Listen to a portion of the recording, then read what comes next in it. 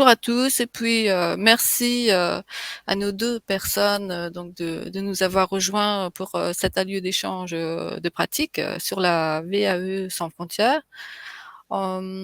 L'objectif de l'échange des pratiques, c'est de résoudre une situation professionnelle problématique, de faire évoluer ces pratiques, de définir aussi des indicateurs qualitatifs et puis, c'est aussi, d'homogénéiser, ses propres pratiques professionnelles. Donc, c'est aussi un peu l'objet, de cet atelier que l'on vous propose aujourd'hui. Alors, je vais juste vous expliquer le principe pour, les 2 personnes qui sont là. C'est que, eh bien, bonjour. Eh bien, pendant 5 à 8 minutes, la personne, qui rencontre une situation compliquée par rapport au sujet, va exposer sa situation et donc personne ne l'interrompt pendant ce temps-là. Par contre, on peut noter, les questions que l'on souhaiterait lui poser ultérieurement et puis, chacun pourra éventuellement lui poser donc ces questions, et avoir des précisions sur, la situation. Heu, voilà. Ensuite, donc Florence, pourra répondre donc à la question, qui ou en tout cas nous proposer une solution de remédiation, à la situation rencontrée et puis enfin les autres personnes pourront aussi, apporter leur propre solution qui permet, finalement à chacun de pouvoir, bien partager ses pratiques et puis aussi apprendre d'une autre pratique. Donc voilà un peu le principe de l'atelier, d'échange de pratiques, tel qu'il est proposé aujourd'hui. Alors, je vais demander aux personnes qui sont présentes aujourd'hui de bien vouloir se présenter parce que bon, c'est le petit comité et puis bon, l'idée c'est vraiment qu'on échange, qu'on partage entre nous, les situations professionnelles, et puis, aussi pourquoi vous vous êtes, inscrite à cet atelier. Camille, si vous voulez bien y aller? Oui, bonjour. Bonjour. Oui, du coup, moi c'est Camille de l'association Verger du Monde. Et dans notre association, on s'occupe de faire du lien entre les agriculteurs locaux et des agriculteurs de diverses origines. Enfin, en fait, des personnes qui ont une expérience dans l'agriculture et qui viennent d'ailleurs, en fait. Et dans le but de valoriser les savoir-faire des uns et des autres. Et en fait, je suis venue ici par curiosité et je n'ai pas vraiment une situation spécifique à présenter, mais c'était vraiment juste pour voir un peu comment ça fonctionne et avoir un peu voilà, des informations parce que, par exemple, on peut être amené à travailler avec des personnes qui ont des projets d'installation en agriculture, par exemple, et donc voir comment on peut mettre en place un VAE ou quelque chose comme ça. D'accord, très bien. Merci Camille. Merci. Agnès, bonjour. Bonjour. Bonjour. Du coup, moi, c'est Agnès Marcel. Je travaille dans une association au Doux Repassage à Pontarlier. Donc, c'est une structure d'insertion, chantier d'insertion. Et puis, du coup, on reçoit pas mal de personnes de différents horizons, de français ou d'origine étrangère, avec des parcours, du coup, différents, uniques. Et puis, moi aussi, c'est un petit peu plus par curiosité parce qu'on a chaque personne qu'on reçoit sur les parcours qui peuvent durer entre 7 mois et 2 ans. Donc, ils doivent travailler leur projet professionnel. Certains ont eu des postes à responsabilité ou ont eu différents jobs. Et puis, avec les difficultés qu'ils ont rencontrées, ils sont obligés de retravailler sur leur projet. Donc là, comme moi, je suis formatrice aussi en français langue étrangère, je côtoie pas mal de personnes, justement, qui, dans leur pays, avaient des postes bien précis. Puis là, ils sont obligés de tout recommencer à zéro. Donc, le fait, voilà, ce qui m'interpelle, VAE sans frontières, c'est ça. Je pense qu'il y a aussi des réponses que je peux avoir sur, peut-être pour après, mieux les accompagner. S'il y en a qui veulent vraiment continuer dans ce qu'ils savaient faire avant ou valider un petit peu plus leurs compétences. D'accord, très bien. Je n'ai pas encore de questions précises, mais c'est vraiment plus déjà par curiosité et comprendre la différence avec une VAE classique aussi. Très bien, ça marche. Eh bien, justement, je vais demander à Florence de pouvoir resituer effectivement la différence entre une VAE et puis la VAE sans frontières. Donc, Florence, je te laisse la Alors, parole. oui, merci beaucoup. Merci à vous deux d'être présentes. Donc, nous, on est deux pour répondre à vos questions et échanger, puisqu'en fait, moi, j'ai lancé le dispositif VAE sans frontières sur la Bourgogne depuis décembre 2020. Et Sarah Oudir, qui est à côté de moi, a repris depuis là, 1 mois et demi le dispositif. Donc, c'est elle qui va reprendre maintenant toutes les démarches et les primo-arrivants qui vont entrer dans le dispositif. Donc, je vais commencer à présenter, puis après, je lui laisserai la parole aussi. Donc, ce dispositif, c'est quelque chose qui met en avant évidemment l'expérience des primo-arrivants qui ont une expérience professionnelle dans leur pays et cette expérience donc va être mise en avant dans le cadre d'une VAE pour qu'ils obtiennent un diplôme français qui est reconnu et qui leur permettra effectivement d'avoir plus facilement un emploi en rapport avec leur expérience en France. Alors, ce dispositif, pour l'instant, la VAE sans frontières, il concerne la Bourgogne. Donc, c'est vrai que Pontarlier, pour l'instant, ce n'est pas concerné par le dispositif, mais en tout cas, la VAE, dans sa généralité, est concernée sur toute la France. Donc, après, il y a toujours moyen de faire une VAE sans passer par le dispositif VAE sans frontières. Donc là, on va prendre le dispositif VAE sans frontières. Donc, ce dispositif a des prérequis, c'est-à-dire que tout le monde ne peut pas rentrer dans le dispositif. Ces prérequis, en fait, il faut que les primo-arrivants aient une carte de séjour inférieure à 5 ans et qu'ils soient en règle, effectivement, dans leur démarche et qu'ils aient effectué toutes les démarches liées au CIR ou que ces démarches soient en cours. Mais en tout cas, que tout ce qui concerne le français soit déjà terminé. Tout ce qui concerne les 800 heures de FLE soit terminé. Après, que les autres démarches soient en cours, ce n'est pas un problème. Mais au moins qu'ils aient commencé à mettre un pied dans la France, dans le langage français, puisque ça, c'est important. Donc, il faut, comme on est dans le FLE, que ces candidats parlent un minimum le français. Alors, on va pas parler, je ne vais pas vous dire A1, A2, etc., mais en tout cas, que ces personnes puissent nous exposer leur expérience, puissent parler de leur expérience professionnelle en français. Donc ça, c'est important, puisque si on ne peut pas commencer par un échange avec le candidat, puisque cet échange se fait souvent par téléphone, si on ne peut pas commencer à échanger avec le candidat par téléphone, je ne vous cache pas que c'est compliqué. Donc, il faut qu'un minimum, ils nous disent le domaine où il a travaillé, ce qu'il sait faire, les compétences, les diplômes, la durée de ses expériences. Et tout ça, en fait, il faut qu'il nous le prouve aussi, puisqu'après, on va lui demander des pièces écrites. Nous sommes en France, donc le côté administratif est quand même assez lourd. Et même si on sait que ce n'est pas facile pour eux, on a besoin d'un CV à jour, avec bien sûr toutes leurs expériences et la durée. On leur demandera aussi de nous remplir une fiche descriptive d'activité. Donc, c'est une fiche qui va détailler vraiment leurs compétences dans tous les postes qu'ils ont exercés. Donc, tout ça, ils peuvent se faire aider. Si les personnes sont inscrites à Pôle emploi ou s'ils ont des référents, ils peuvent vraiment faire appel à leur référent qui va les aider dans cette démarche-là. Ça, c'est important de remplir cette fiche vraiment en détail et en termes de durée, puisqu'en fait, pour faire une VAE, il faut 1607 heures d'activité en lien avec le diplôme visé. Donc ça, c'est des choses qu'on va vérifier.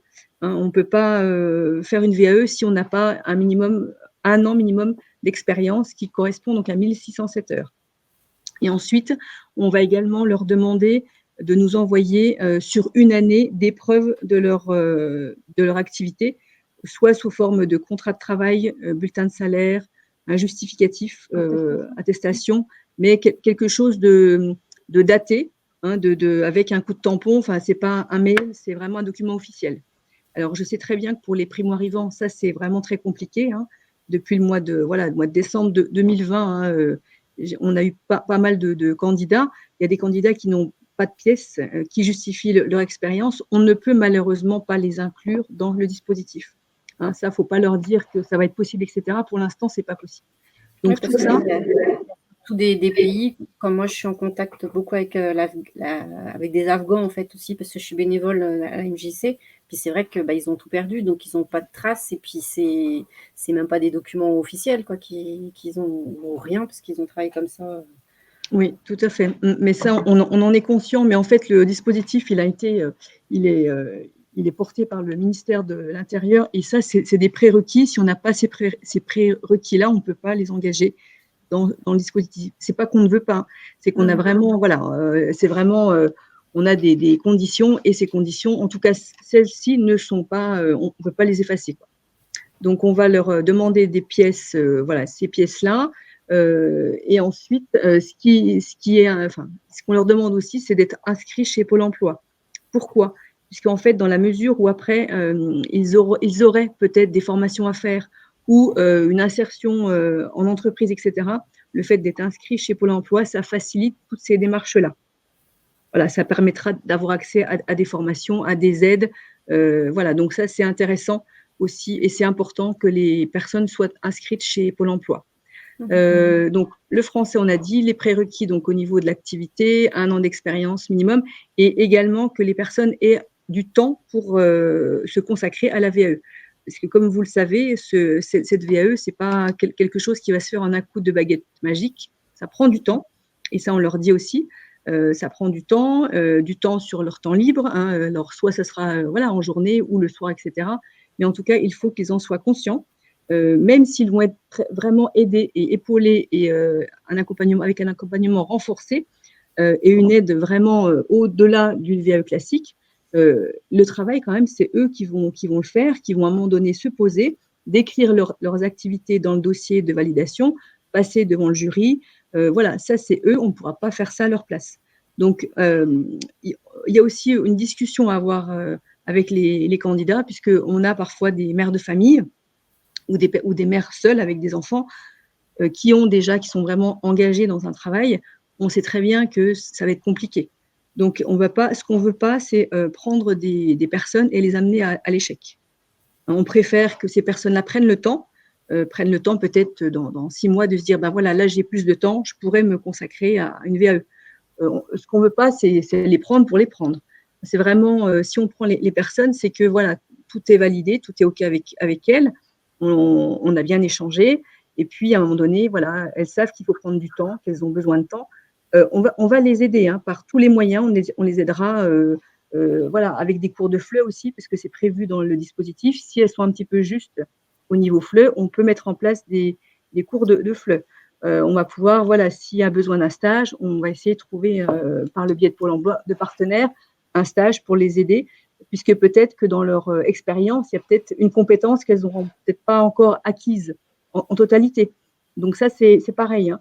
On va faire appel à des experts en diplôme pour étudier leur parcours. Parce qu'on sait très bien que dans leur pays d'origine, elles ont, après les primo-arrivants ont des diplômes, hein. Il n'y a aucun souci, hein, des licences, des maîtrises, des masters, etc.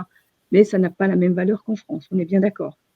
Donc ça aussi, on ne peut pas dire, la personne là a une licence, on va lui faire passer un diplôme issu de l'université. C'est pas comme ça que ça marche. Avant, on va étudier son parcours. Donc c'est pour ça que le CV est super important. La fiche dans laquelle ils vont décrire leurs activités est importante aussi, pour que vraiment l'expert en diplôme va étudier toutes les compétences que les personnes ont mis en œuvre pour faire leurs activités dans leur pays. Il y a des personnes, par exemple, les personnes qui sont infirmières, qui sont enseignants, etc. C'est compliqué, une VAE, hein, on ne peut pas faire de VAE. Il y a peut-être des biais, il y a peut-être des choses par lesquelles on peut passer, mais ça va être descendre un peu en niveau, en qualification, pour remonter ensuite. Hein, c'est vraiment essayer de trouver des passerelles ou des moyens, effectivement, de leur faire avoir un diplôme français. Alors, même si voilà, la personne, je vous dis, a une licence ou un master, peut-être qu'on va la faire descendre vers un bac, un BTS, mais ça sera un diplôme français. Après, la personne pourra rebondir pour obtenir le diplôme supérieur. Hein, donc après, c'est vraiment des études de parcours, c'est étudier une personne à la fois, hein, une situation à la fois. Donc, c'est vraiment prendre du temps Et ça, c'est important, hein, que les primo-arrivants le sachent, c'est que voilà, on va prendre encore plus de temps parce qu'on sait, oui, qu'ils ont eu un parcours très difficile, qu'ils ont beaucoup de choses à régler ici en France, ils ont un travail à trouver quand même pour manger, etc. On le sait très bien, on en est conscient. Mais en tout cas, voilà, nous, ce qu'on veut, c'est les amener vers une validation totale ou partielle. Hein, là, on commence à voir, Sarah va vous en parler après parce qu'elle est plus dans l'accompagnement. Moi, j'étais plus dans le recrutement en fait de primo-arrivants. Sarah est plus dans le concret en fait, dans l'accompagnement des candidats. C'est pas toujours évident, mais en tout cas, voilà, nous, ce qu'on veut, c'est prendre les candidats et les accompagner jusqu'au bout, même si le chemin est compliqué, s'il y a des périodes où ça va être difficile parce que voilà, ils auront des périodes où ils n'auront plus trop le moral et plus la confiance. On est là aussi pour les rappeler, pour les remettre en route. Hein. C'est pour ça que le dispositif est en place et vraiment tout ce dont ils auront besoin en termes de stage, de flux, etc., on les aidera. Mais après, par contre, tout ce qui est travail personnel, ça, c'est vraiment à eux de travailler, quoi. Et là, normalement, avec une VAE classique, on doit rédiger plusieurs pages pour expliquer toutes justement ces expériences. Oui. Là, vu que c'est des personnes étrangères, elles sont obligées de rédiger par elles-mêmes ou le but, c'est de pouvoir expliquer à l'oral Alors, je ne vous cache pas que le but, devant le jury, les personnes vont parler. Elles vont pas. Voilà. Mais en amont, effectivement, elles auront fait leur dossier de validation qui sera important, par exemple, pour ce qui est éducation nationale, université, etc. Mais moins important si, par exemple, elles font un titre pro avec l'AFPA.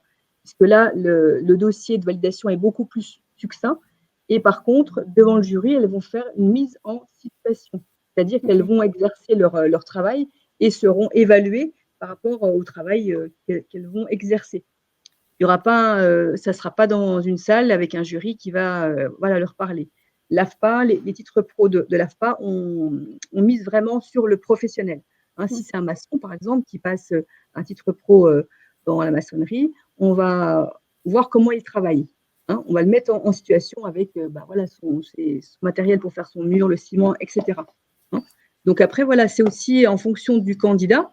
On va lui dire, voilà, lui peut-être, il est peut-être plus dans l'action, on va peut-être l'orienter vers un titre pro, plutôt qu'effectivement dans la rédaction, où là, c'est beaucoup plus lourd et important. Ouais. Mais en tout cas, pour ça, Sarah vous en parlera, puisqu'elle sera là en soutien pour aider les candidats dans la rédaction. Il peut y avoir un décalage entre justement leurs compétences à l'oral en français, où il y en a, ils n'ont pas forcément de problème, puis par contre, à l'écrit, ils ne savent pas lire ou écrire. Il y a un décalage. Oui, mais ça, en fait, on en tient compte quand même. Et voilà, dans la mesure où ils savent s'exprimer, ça va passer, quoi. Okay. Hein. Justement, voilà. Moi j'ai une question par rapport à ce cas un peu particulier parce que moi je connais une dame qui est portugaise et qui ça fait 30 ans qu'elle est en France, donc elle maîtrise bien la langue française, très peu d'accent. Par contre, l'écrit, elle ne l'a pas. Elle lui écrit très très bien portugais, mais n'a jamais pratiqué l'écrit français. Ou alors, quelques mots par-ci par-là, pour remplir un papier, mais ça va pas plus loin que ça. Elle dit elle-même qu'elle ne sait pas faire une phrase française à l'écrit. Donc ça pourrait être un préjudice, ça pourrait l'empêcher d'entamer une VAE ou pas? Moi, je dirais, après, dans quel métier elle souhaite exercer? Voilà, si c'est, il y a ça aussi qui va avec, quoi. Ok. Hein, si par exemple c'est maçon, ça ne dérangera pas. Si c'est quelque chose de plus, un BTS, voilà, un niveau BTS, un niveau au-dessus, ça va pas aller, quoi. Effectivement, s'il faut qu'elle fasse des mails, etc., ça n'ira pas. Mais après, c'est vraiment en fonction du métier visé.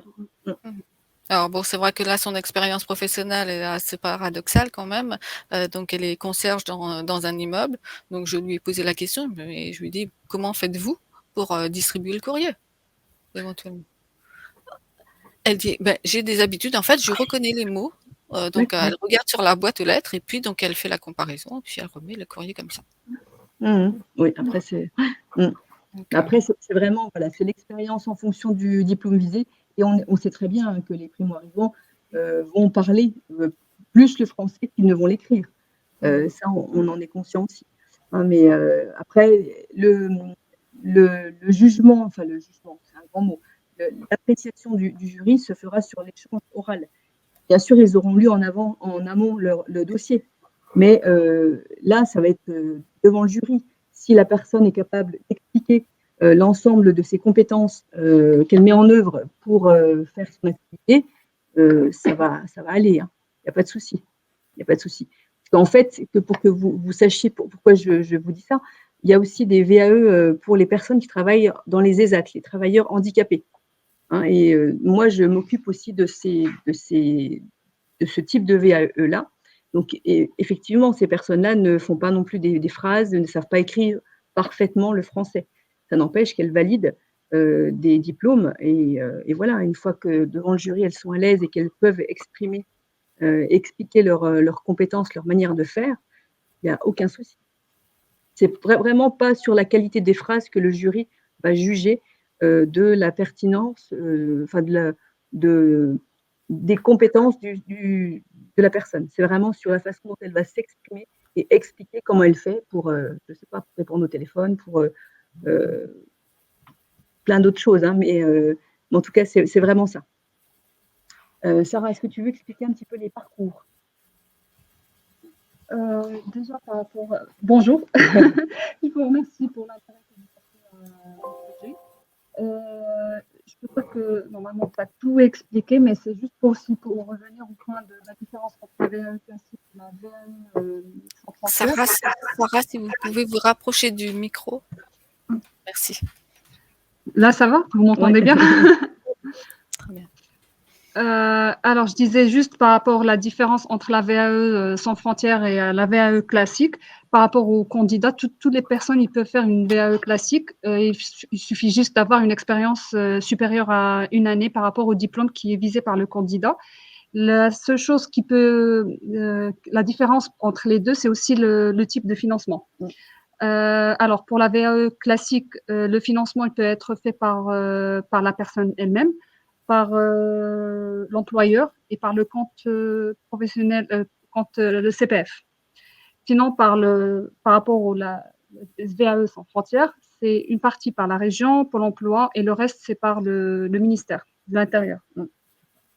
Voilà. Et sinon, par rapport à l'accompagnement des candidats, une fois que l'étude personnalisée du dossier du candidat est faite, une fois que la recevabilité a été faite, plutôt a été accordée, le candidat il bénéficie d'un accompagnement renforcé.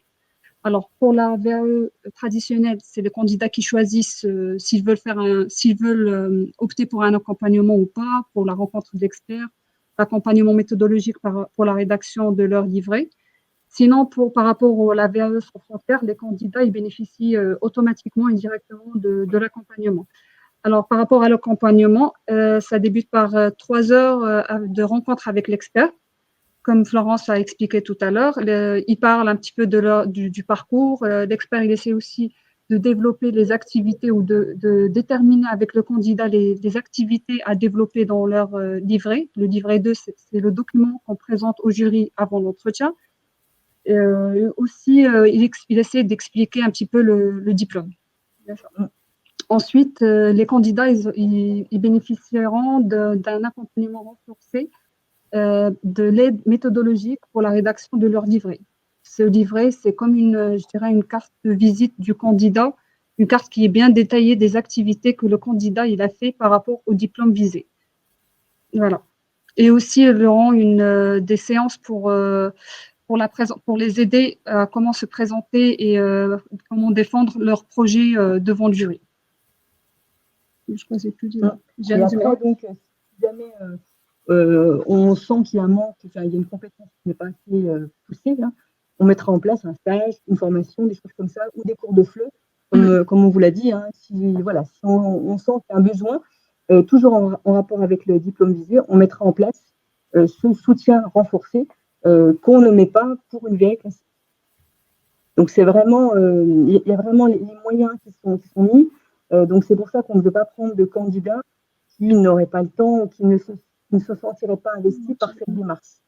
Hein, c'est vraiment important que le candidat lui-même, et même si c'est pas facile de parler de la VAE des gens, voilà, en personne aux personnes classiques et lambda, c'est pas facile, donc c'est encore plus compliqué quand ce sont des primo-arrivants qui ne parlent pas forcément français, qui ne sont pas habitués à tout ce qu'on peut faire en France, hein, toutes les démarches, etc. Mais il faut vraiment qu'on sente que le candidat est motivé. Et ça, on peut le sentir par téléphone aussi, hein, puisque le premier contact, et souvent on les contacte comme ça par téléphone et par mail, on peut faire des visios aussi, bien sûr, hein, mais en tout cas, voilà, on le sent, voilà, c'est quelque chose qu'on sent en parlant avec eux, on essaye de creuser un peu et puis de comprendre un peu leur engagement aussi, quoi.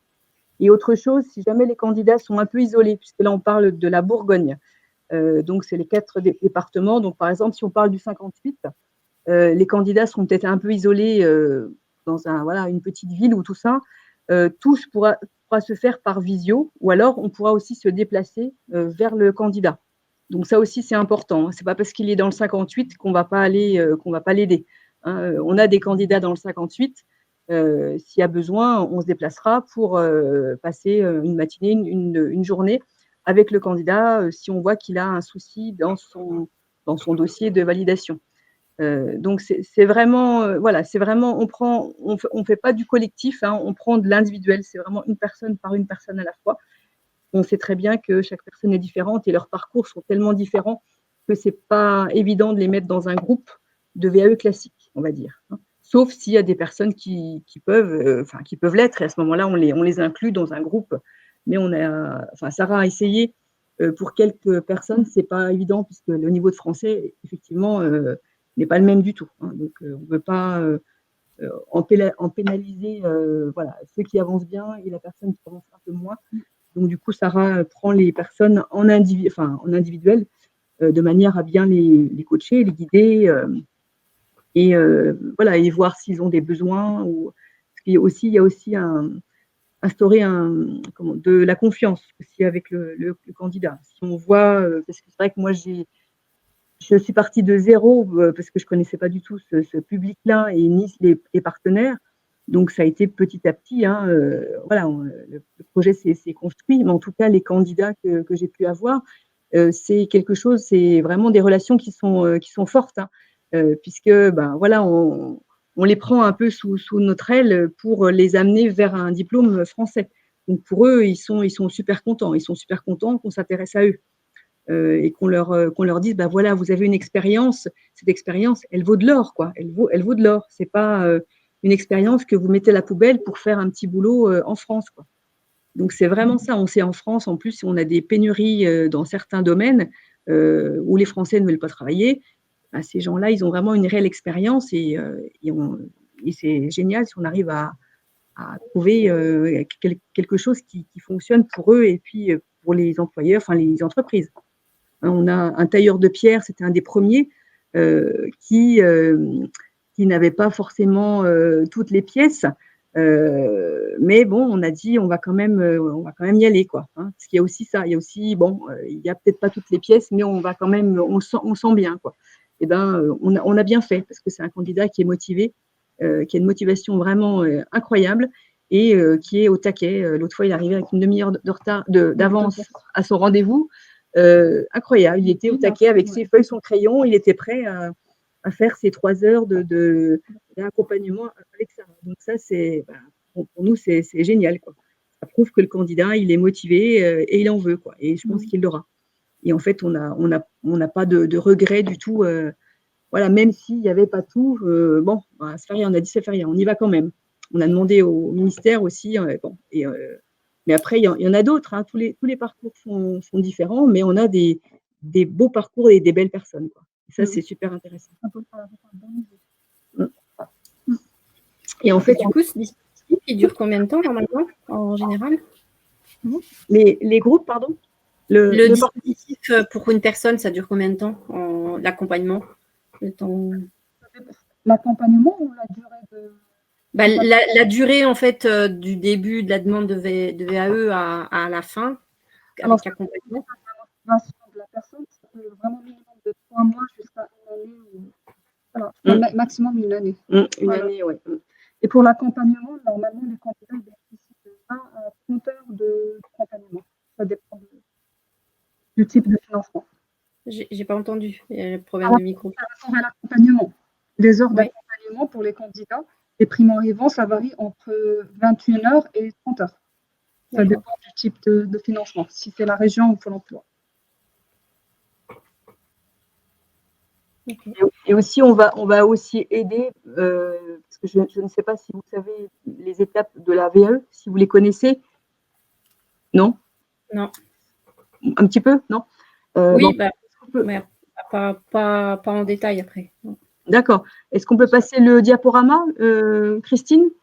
Vite fait, comme ça, on va balayer vite fait un petit coup les slides.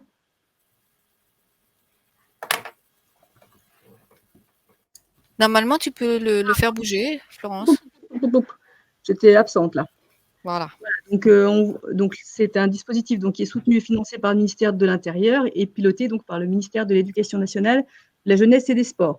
Mais comme moi je travaille au CRCP, donc je suis en relation avec l'ensemble des certificateurs, le dispositif va concerner l'ensemble des diplômes et des titres pro. Donc ça c'est intéressant, puisqu'on peut même valider des diplômes en lien avec l'agriculture ou les titres pro, des choses comme ça. Donc c'est vraiment tout diplôme. Donc là, on va passer, hop. Mais ça aussi, je vais vous montrer vraiment donc ça, on vous l'a dit aussi. De toute façon, après, vous pourrez avoir accès au diaporama, il me semble. Hein.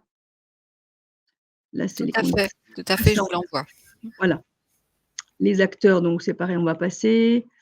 Donc ça, on vient de le voir avec vous. Ça, c'est le suivi. Donc ça, c'est un diaporama qui a été fait au mois de mars.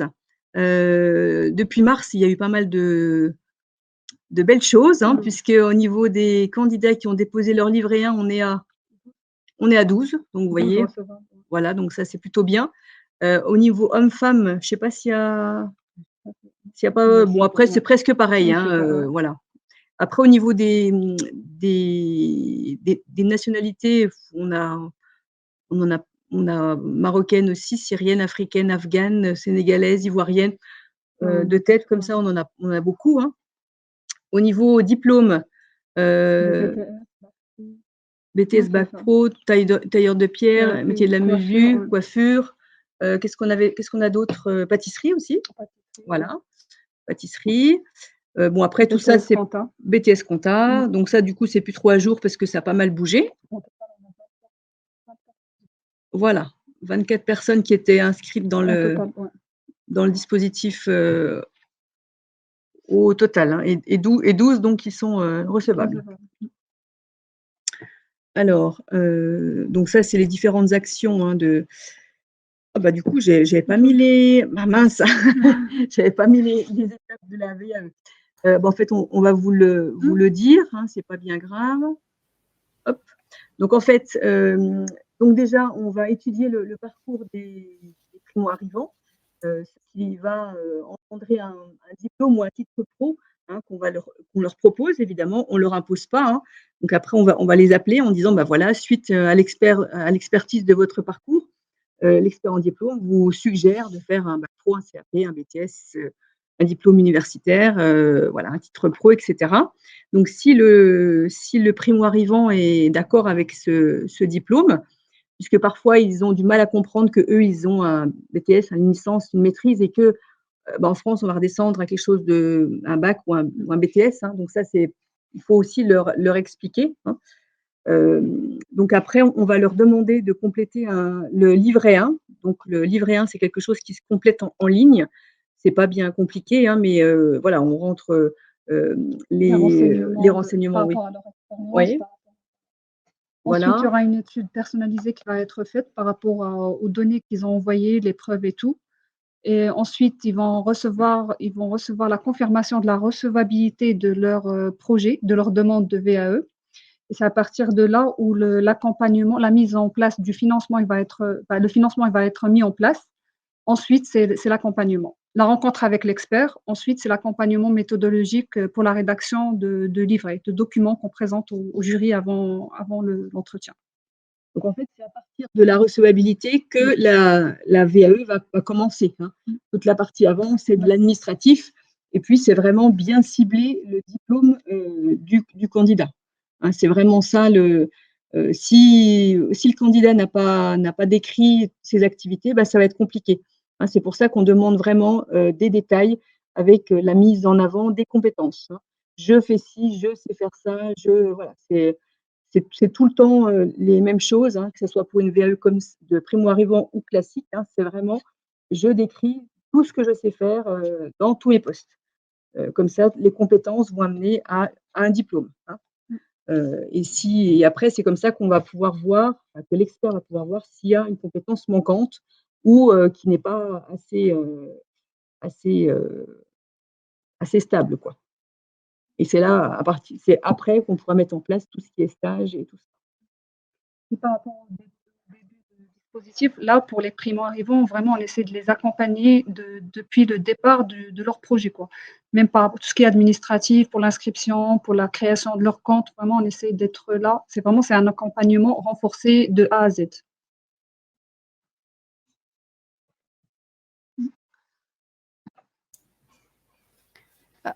On vous entend pas, Agnès. Il n'y a pas le micro. Pardon. En fait, oui, c'est ça la différence avec une VAE classique, c'est que normalement, le candidat, il sait déjà vers quoi il veut aller et puis qu'il va rédiger la partie en fonction du métier le diplôme qu'il va obtenir, que là, on les aide vraiment à cibler le diplôme qui correspond à… C'est pas eux qui font le choix, en fait. C'est ça, ils sont déjà plus guidés en fonction de leurs compétences et de leur diplôme. Je dirais que dans une VAE classique, ça peut être pareil. Hein, que vous pouvez savoir ce que vous voulez valider comme diplôme, comme vous ne pouvez pas forcément savoir. Et puis, c'est l'expert en diplôme qui va vous guider. Hein, puisque moi, je travaille avec des salariés en entreprise qui parfois mettent sur leur fiche un souhait de licence, de bac, etc. Et d'autres qui mettent rien, parce qu'en fait, ils ne savent pas le niveau qu'ils peuvent avoir, soit c'est un CAP ou un bac, ou un bac et un BTS. Donc après, c'est aussi le travail en amont de l'expert en diplôme qui va dire, bon, là, tu as fait du management, il y a du management d'équipe, etc. Ça sera plus un BTS. S'il n'y a pas, si c'est si c'est envoyer des mails, répondre au téléphone, le planning, etc. Et s'il n'y a pas trop de gestion d'équipe, etc., c'est plus un bac. Après, c'est des petites choses comme ça, mais tout le monde ne sait pas le diplôme qu'il peut valider. Hein. Donc, après, il y a souvent peut-être une mise à niveau ou des personnes qui voudraient faire une licence ou une maîtrise. Et puis, en fait, quand on lit les parcours, il n'y a pas tout ce qu'il faut. Donc, on va plutôt leur dire, non, ça sera plutôt un BTS parce que la VAE, c'est vraiment valider ses acquis. C'est pas valider des choses qu'on voudrait. Donc, c'est à un moment donné prendre une photo de ce qu'on sait faire et puis dire, ce qu'on sait faire, ça correspond à tel diplôme. Après, vous pouvez avoir même le choix entre plusieurs diplômes. Vous pouvez avoir le choix entre un titre pro et puis un diplôme de l'éducation nationale. Après, c'est le candidat qui fera le choix. Mais ça c'est dans toute VAE. C'est classique ou primo-arrivant ou avec les travailleurs en ESAT. C'est vraiment… voilà. Ça, je ne savais pas, du coup, qu'il y avait une partie étude avec expert avant. Parce qu'en fait, quand vous décidez de faire une VAE en individuel, sans en informer votre employeur, hein, vous allez voir les PRC, les points relais conseils, et c'est auprès des PRC, c'est les personnes qui sont dans ces points relais conseils qui vont étudier avec vous ce que vous avez fait, et vous dire peut-être que la VAE sera encore un peu tôt, et puis ils vont peut-être vous dire peut-être faire une formation. Mais en fait, vous pouvez, même si on vous dit ça c'est un peu tôt, etc., vous pouvez quand même vous engager dans une VAE, mais en sachant que vous allez sûrement avoir un refus, hein, puisque les personnes qui travaillent dans la formation sont des professionnels. Hein, donc si on vous dit c'est encore un peu tôt, c'est que il vous manque des compétences. Mais en tout cas, vous avez les PRC, ça vous permet aussi d'avoir une idée, elle vous donne une idée sur les diplômes, les certifications qu'il est possible de valider en VAE, en fonction de votre expérience, effectivement. Et moi, donc, je m'occupe des salariés en entreprise, et donc je travaille avec les certificateurs, et c'est les certificateurs qui étudient les parcours et qui me remontent après les possibilités ou pas de certification pour les salariés en entreprise. Ok. Est-ce qu'on vous a perdu ou pas? Non. Non, c'est bon. C'est vrai que ça commence à être un peu plus clair, parce que c'est vrai on entend des choses, mais moi, j'en ai jamais fait encore de VAE, donc c'est vrai que j'ai jamais été dans le processus. Mais après, on est là aussi. Moi, je travaille aussi avec des associations, parce que je présente la VAE à tout groupement de personnes, en association, en entreprise. Si vous souhaitez organiser un webinaire ou quelque chose en présentiel, je peux aussi me déplacer pour vous présenter le dispositif de VAE collective. Voilà. Ok. Même si c'est du coup pas en Bourgogne ou Alors moi, je vais vous dire, c'est un petit peu compliqué. Alors moi, je travaille donc au CRCP sur le territoire Bourgogne-Franche-Comté. Voilà. Et je vous parlais de la Bourgogne, c'est pour le dispositif VAE sans frontières que Sarah gère maintenant. Là, c'est que la Bourgogne. Mais ma structure, c'est la Bourgogne et la Franche-Comté. Donc, je pourrais avec grand plaisir me déplacer et faire une intervention à Pontarlier, il n'y a pas de souci. Ou en visio aussi, parce que moi, c'est mon territoire, voilà. Ok. Et donc, voilà. Et donc, Madame Bru, vous êtes… votre structure, c'est les Vergers… Vergers du Monde, et on est basé dans la Nièvre. Les Vergers du Monde, d'accord. Donc, pareil, après, si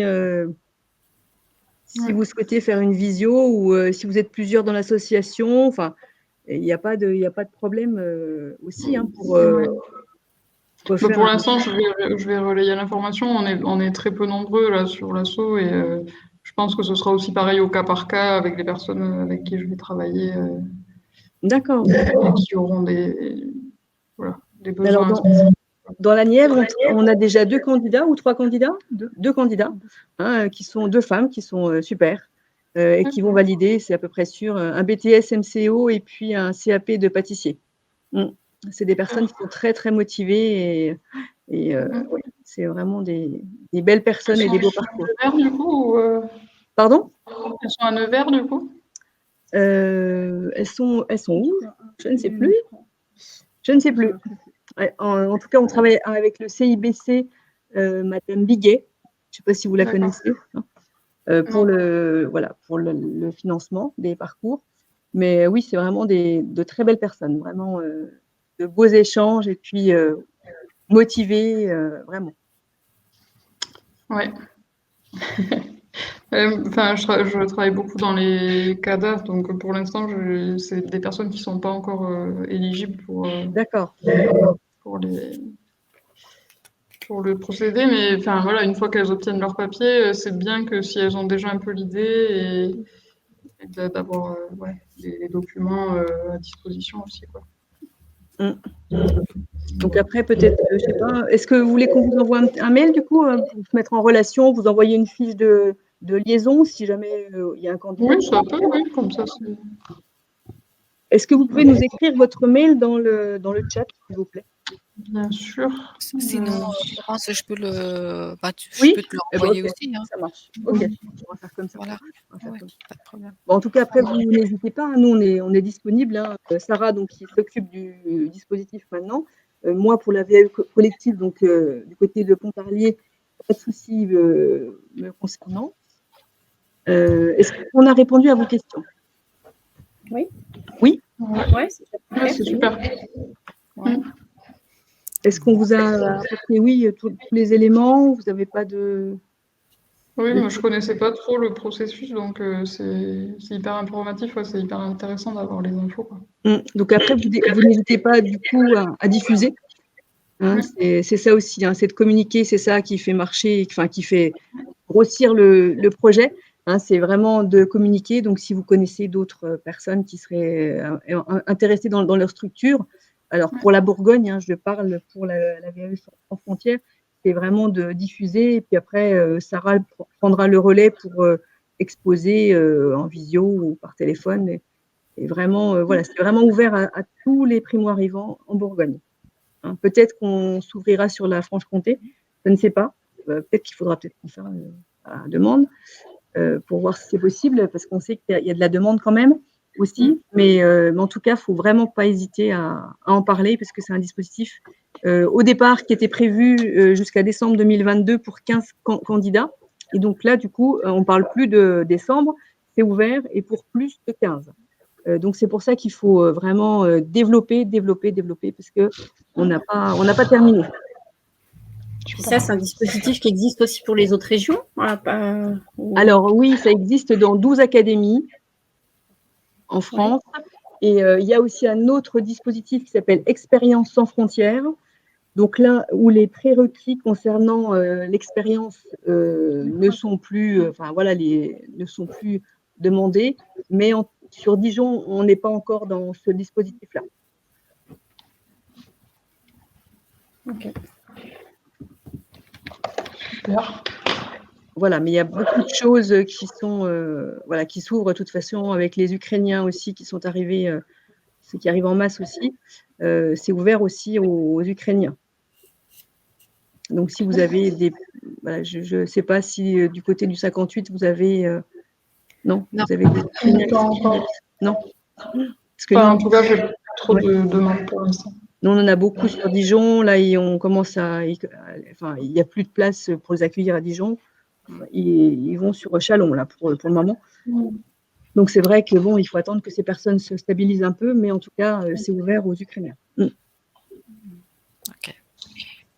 Super. Bah, écoutez, voilà.